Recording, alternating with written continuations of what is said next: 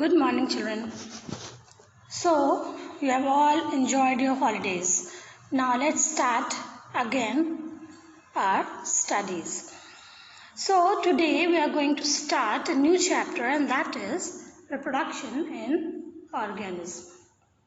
Children, you all have heard about reproduction, and you know that why reproduction is necessary in all living beings, because through reproduction life is only possible on this earth. So let us start with the first, and that is the lifespan. So children, what is a lifespan? A lifespan means the duration of time between the birth and the death, or we can say that an individual attaining a certain age between birth and its natural death, and that is known as lifespan. A lifespan may be short or may be long. So here some of the animals are given who shows their lifespan, so how long they live. So butterfly, it lives 1 to 2 weeks. Fruit fly, it lives 1 month. Crow, it lives 15 years, and so on. So children, this is lifespan, and every living organism has its own lifespan. So we'll move on to reproduction. So what is reproduction? Now reproduction, it is a biological process. Okay, it is a biological process in which an individual or an organism, it gives rise to its own offspring. Now these offspring, they grow, mature, and again repeat the process. So it is the characteristics of all living organisms. And the basic features of reproduction are that replication of DNA takes place, synthesis of RNA takes place, cell division and growth of cells is there, formation of reproductive units, and the development of new individual from these reproductive units. So children, again a question arises. What is the purpose of reproduction? What is the purpose or what is the importance of reproduction in every organism? Because reproduction is necessary for the continuity of the species, for population organization, replacement, variation, and life. Now again, there are two types of reproduction, asexual and sexual reproduction. Now, asexual reproduction means the production of the offspring by a single parent. Now, in this asexual reproduction, children, with formation and fusion of haploid gametes is not required. Only single parent is there, and this single parent is capable enough to produce their new young one. Now these young ones, they are morphologically and genetically identical, and they are known as clones. Now asexual reproduction usually occurs in lower class of animals like Protista, Monera, then protozoans. So all these animals, they show asexual reproduction. And what are the basic features or characteristics of asexual reproductions are, it is uniparental. That means only one individual is required, and it does not involve any formation and fusion of gametes. It also does not require formation of special reproductive organ. So in asexual reproduction, any part of an organism can reproduce. Now all the cell division in asexual reproduction, they are mitotic, so they are also known as somatogenic reproduction. Now the daughter individuals, they are identical to each other, and they are said to be clone.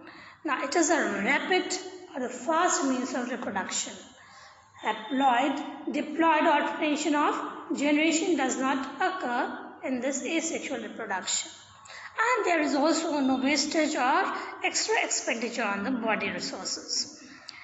Now let's move on to types of asexual reproduction. Now asexual reproduction occurs by various ways like fission. In fission, binary fission is there, multiple fission is there, then budding, fragmentation, regeneration, sporulation and gemule formation. Now what is a fission? Now fission, it occurs by the division of parent body into two or more daughter individuals which are identical to their parents.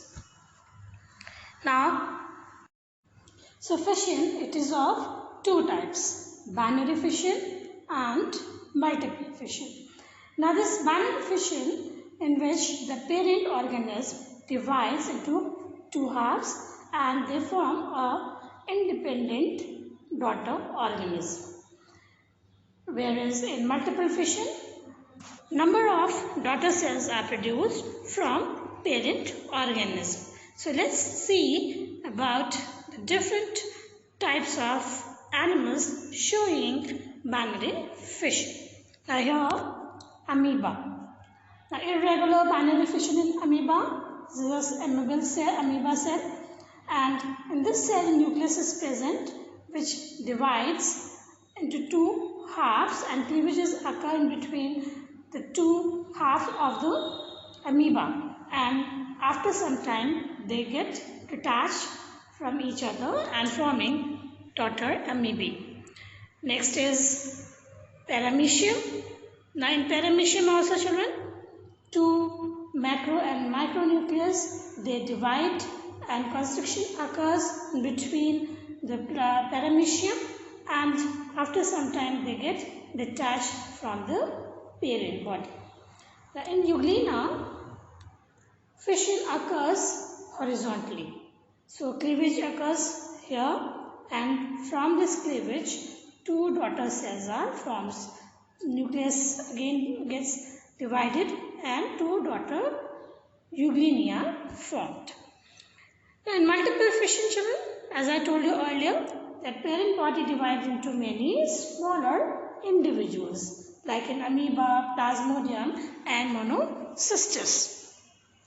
Now in amoeba children, amoeba withdraws its pseudopodia. You know pseudopodia, that it forms pseudopodia which helps in movement. So amoeba withdraws its pseudopodia and secretes a thick cyst around and remains insistent during unfavorable conditions. That means when unfavorable conditions are there, then amoeba forms a cyst around itself and it remains insistent for that period.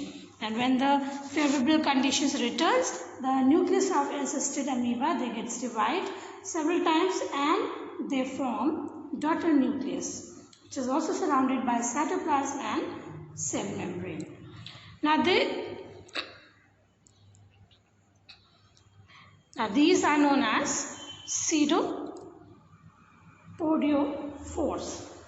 On the rupture of this cyst wall, these are released in the surrounding medium and they go into new amoeba.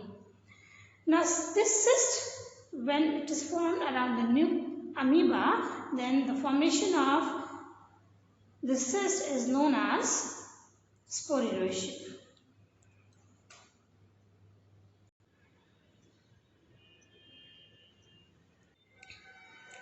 Now this spore formation, it is found in algae, fungi, bryophyta, pteridophytes and also in protozoans. Now the spores, they may be thin-walled or thick-walled, they may be motile or non-motile. That means they show mobility or non-mobility. Now this, according to the thin-walled, thick-walled, motile or non-motile, the spores are again divided into several types. Now number one is the zoospores. Now these zoospores, they are microscopic, flagellated and motile spores. That means they are seen, they can be seen under microscope. They have flagella or finger-like projection is there in a body of an organism and they are motile. So with the help of this flagella, they move. Okay. So they are produced, spores are produced inside the zoosporangia. Now these are without resistant cover. That means no cyst, no outer wall is there, and they are dispersed by swimming, like Chlamydomonas, Eulothrix, Edogonium and fungi. Okay, so in this type of spores or zoospores, the naked cell is there or naked spore is there in which outer covering is absent. Number 2 is sporangiospores. Now these sporangiospores, they are non-motile, non-flagellated, thin-walled spores. Why they are non-motile? Because flagella is absent, thin-walled spores and sporangia are formed, spores are formed inside the sporangium. Now they are known as endospores because spores are formed inside the sporangium. Now these are dispersed by wind and they grow into a new mycelium. Now these are found in Rhizopus or Mucor or algae. Okay. Now Conidia. Now Conidia again, they are non-motile fungal spores and they are produced singly or they are produced in chains. Now these are chain branches or the hyphal branches, they are known as conidiophores. Again they are dispersed by wind and after dispersal, conidia germinates by giving out germ tubes. Usually they occurs in Aspergillus and Penicillium. Now here children, see different types of spores. Now zoospores or zoosporangium is there, then sporangiophore is there like in mucus or in Rhizopus, Mucor or Rhizopus, not mucus children, it's Mucor. Next is conidiophore or conidial chains, then Chlamydomonas and Conidia in Rhizopus. So Chlamydomonas, what are these? Now these are resting spores with thick and resistant covering to survive in unfavorable conditions. Now they are formed from hyphal cells and these hyphal cells store reserve food. When the conditions gets favorable, these chlamydospores, they germinate into new mycelium. Fifth is Edia or arthrospores. Now in the presence of excess water, sugar and salt, hyphae of some fungi, they break up into small pieces or separate cells and these are known as arthrospores. Now these are thin-walled and without stored food. So immediately after separation, these grow into new hyphae and multiply by budding. Now conidiosporangia, these are non-motile asexual bodies that function as conidia in dry environment and as zoosporangia under wet conditions. That means they are showing both the nature. When the conditions are dry, they act as non-motile and conidia, and then they are acting as a sexual bodies and as zoosporangia when the conditions are wet. So this is all for today children.